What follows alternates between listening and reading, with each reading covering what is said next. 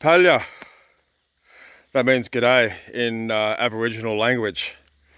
That's about all the Aborigine I can remember. It also means, I understand it means goodbye as well, but don't quote me. I lived out in the outback of Australia, out sort of, it was about 2-3 hours north of Ku-Ring-Gai, years and years ago now. But I learned a little bit of Aboriginal language, a lot about their culture and stuff like that as well. But Palya is about the only word I can remember, which means hello. Hello to friends. So hello friends. So the area I'm standing in now is Ku-Ring-Gai Chase National Park. It's one of the oldest parks in Australia and home to the Aboriginal people, which dates back 40,000 plus years. I think Wikipedia might tell you it's longer, but I learnt 40,000 years in school, so I was going to stick with that figure. But yeah, it's one of the oldest and one of the largest as well. It spans over something like 15,000 hectares. So it's at about close to 40,000 acres of land. And it kind of stretches between sort of Pittwater and the Hawkesbury River and so forth, you know. So it's a huge park. Look at this. That's the view I've got so far. It is really lovely. I really love the Australian bush. Lots of wildflowers. Look, I have something over here, look. And home to an abundance of wildlife, including snakes. I don't want to alarm you, but it's a fact of life. There'll be hundreds and hundreds of brown snakes around me at the moment. Let's just hope I don't discover any on my walk down to where I'm going. Although, the best thing to do if you do see a snake is just to stomp your feet and run the other way. Because they hate us as much as we hate them. We don't hate them, but you know, they're deadly. So, yeah, just try to avoid them where possible. And try not to step on one.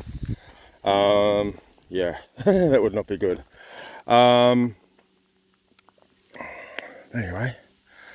But as you said, it's a beautiful spot. Beautiful, the Australian bush. A bit different to England, of course.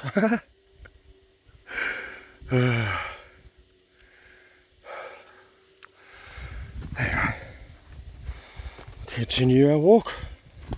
So the trail, this is a man-made trail called the Chiltern Trail, which I understand and believe to be a fire trail. So in the event or the outbreak of a fire, bushfire, the bushfire brigade can get easy access to certain places within the bush. There's quite a number of these trails around this particular park. There's also a lot of Aboriginal sites here as well, with artwork and paintings and things like that.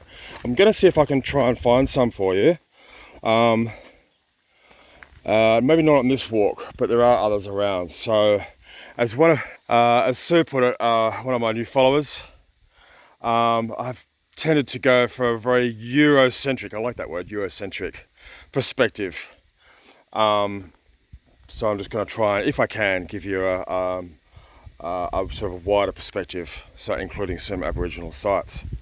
Now, speaking of wildlife, I've just discovered, now where is he? There he is. You see that little bugger there? I don't know if you can see him. Ants with eyes. These are bull ants. Right, little bastard. There you go. There he is. Yeah. These are vicious little ants, these ones. Yeah, they'll get too close to them, they'll chase you. And you do not want to be bitten by one of these babies because they sting like there's no tomorrow. Oh my god, yes, I have been bitten by a bull ant. And yeah, they're vicious, very vicious little ants.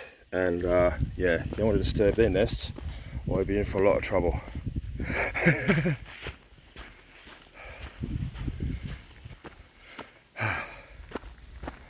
Yeah, bull ants. Yeah, not deadly, but very, very painful.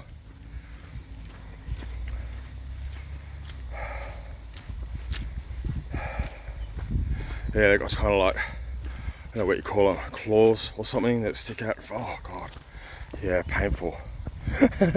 Anyway, yeah, not everything in Australia can kill you. That's most things. I'm sure Dad, I haven't found any yet, but I'm sure Dad's got a couple of redbacks and funnel web spiders in his backyard. Just got to be very careful, you know, when you're cleaning out the gutters and things like that, to always wear gloves. Yeah, I don't want to get bitten by a redback either, because they're deadly. They're everywhere in Sydney, absolutely everywhere. In fact, I had a friend of mine who now lives in England, actually. The whole backyard, there was redbacks everywhere. You just walk outside and it'd be redback city. But despite all that, Australia is a very beautiful country, and it is a place you have to explore. It's pretty safe, you know, like it's about respecting the rules, the laws of the land. You know, wherever you go, you know, you've got to kind of, you know, respect the rules and respect the wildlife. And if you do that, you should have no problems. Anyway, right, I think I'm almost here.